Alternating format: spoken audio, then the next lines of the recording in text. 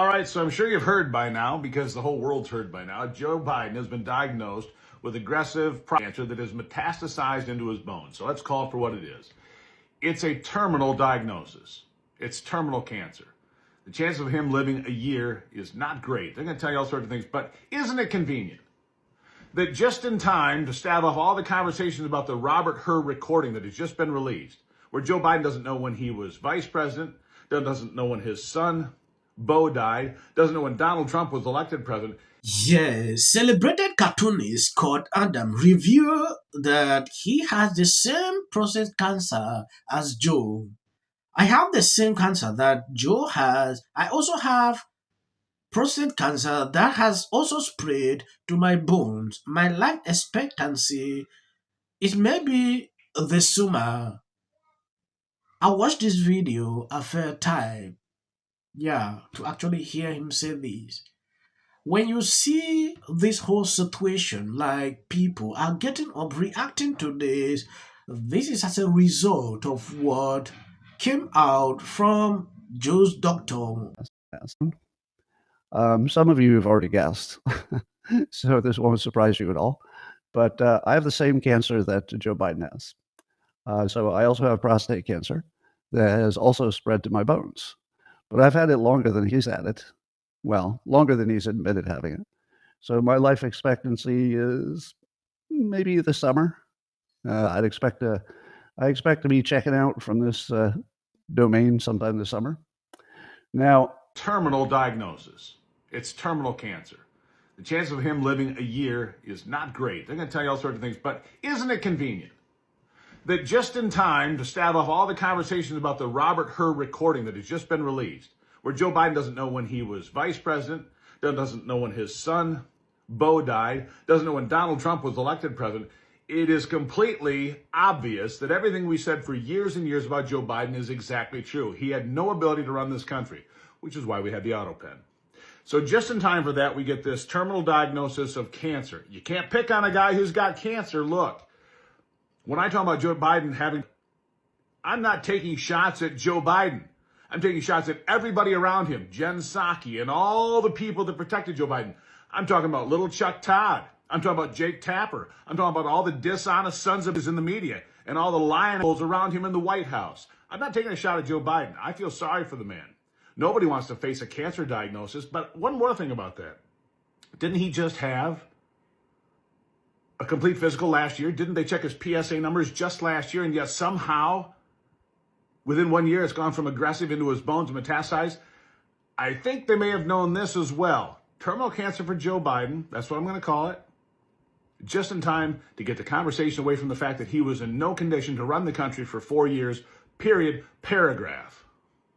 Yes, it is wild to see Democrat supporters now admitting the party cover up Joe's condition.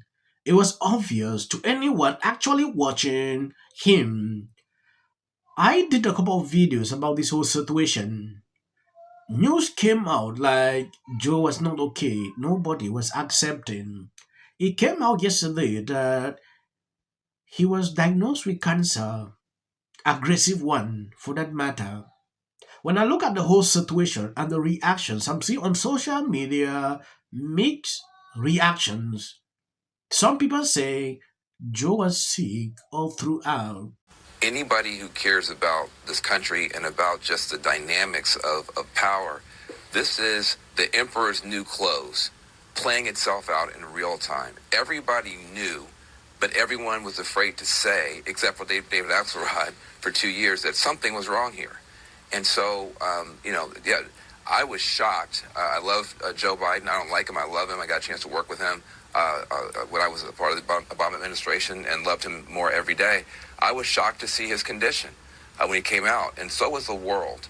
And that wasn't the first time he was in that condition. The book makes it very, very clear. There are people who knew and said nothing. And that is a crime against this republic. And I think the Democrats are going to pay for a long time for being a part of what is now being revealed to be a massive cover-up. So he's talking about Jake Tapper's new book that's coming out. But this isn't like a super conservative guy. As you can see, he quite literally said he loves Joe Biden. Van Jones is not Team Trump. He is coming out here and saying what has been obvious to most of us. Well, I shouldn't say most of us. The people who don't perpetually believe whatever the Democrats tell them. The people who can think independently, or even just people who don't subscribe to only Democratic media propaganda. Joe Biden struggling was very obvious if you looked and paid attention. You didn't even have to pay attention hard. You just had to look and you could see, oh yeah, he's struggling. But Democrats were telling you he's running around in the Oval Office, juggling knives, doing all types of crazy stuff. Oh, he's with it. He's the smartest man. He's blah, blah, blah, blah, blah. He's so fast, I can't keep up with him, all this stuff. They were gaslighting us. And I say they're gaslighting us not because I've read the book, because I haven't. I don't even know if the book is out yet. I'm just saying they were gaslighting us because I have eyes.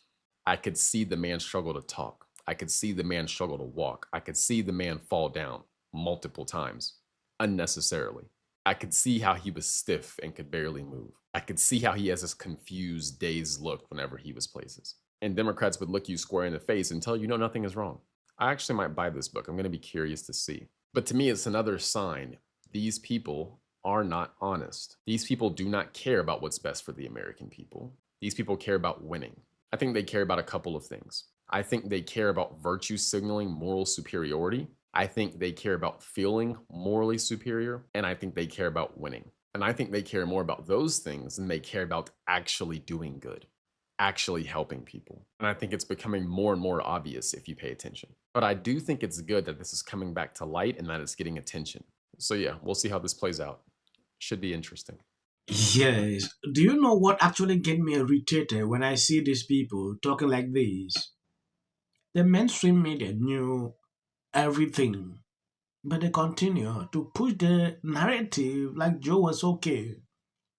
When you look at old videos of Jack Tapper sitting here talking try, he was there, oh, Biden is fit to run for 4 more years. When I see people say, no, Biden is not fit, these people will take it out of context and report in a way to suit that narrative. Now, it is coming out just when the media started talking about Biden. He was everywhere on social media. Boom. Now, stories are dropping everywhere, extremely concerning. Why will we continue to do this every time? This is a call for concern. Yesterday, President Biden revealed he's been diagnosed with an aggressive form of prostate cancer. And of course, we all wish you a very rapid recovery, and we're thinking of you and of your family. There's lots of claims of a health cover-up, and when the Bidens were here, they kind of addressed that. So will this cancer diagnosis add fuel to the fire, or should politics be put aside for a minute and just let's get through this? I'll just say, I think he was, what he said, cancer touches us all, when he posted this on social media, is so true. I'm sure that every single person in this audience and at this table knows someone who has had cancer, is a survivor of cancer, or has died from cancer. One of my best friends died from breast cancer and colon cancer. And so I think that the majority of U.S. families will feel for the Bidens. I don't think this is a time for politics, but what I will say is that this administration has cut cancer funding research by 31% since 2025. And the U.S., for being such a wealthy country, seems to be cutting cancer research not only for our elderly, our men, but also our children. And I think that's so despicable and so disdainful. And I hope perhaps something good comes from this diagnosis, that we will continue funding cancer research, because it's very, very important. Trump reportedly did in 2024 at 78. Biden hadn't, and I guess some doctors don't recommend you do in your 70s. We need to revisit that, because if they had caught this sooner, he might be with us a lot longer. And I feel like we need more answers on why it wasn't detected sooner. Yes, these people are insane. Sonny Austin is just starting politics on something they are struggling not to politicize. Listening to Whoopi said, I really wish they should not politicize this. Sonny Austin jumped in, start blaming the Trump administrations for doing this, doing that. You can see the hypocrite. Sometimes when I watch this lady, There's a lot of outrage over the release of the new book called Original Sin, President Biden's Decline. If you've not subscribed to this channel, please endeavor to do that. It will do you no harm if you share the video. No. I think that I want to move on from why the Democratic Party lost, and I want to hear from the Democratic Party about how we are going to take our country back and how what they are going to do to combat fascism and what they're going to do to stop the Medicaid cuts that are going on, to stop giving tax cuts to billionaires, to stop taking federal workers' pensions away, to stop. Thank you guys who has been there sharing out my videos. God bless you abundantly. And don't stop to support me. I'm horrified. And we're back to our daily segment. If you're having some issues in your marriage and actually found a way to bitch and moan about how hard it is to live in the White House. When you walk through a storm, keep your head held high. Show. Big debate going on. Think of Donald Trump's post this morning alleging that since I said I hate Taylor Swift, will prevail. It also shouldn't be racial. Require Carmelo to run. He had 100. Has been overwhelming. The lies in their amplification. This is not going to end. Right is right and wrong is wrong. All good. If you see any clips after this, that is just for the YouTube algorithm.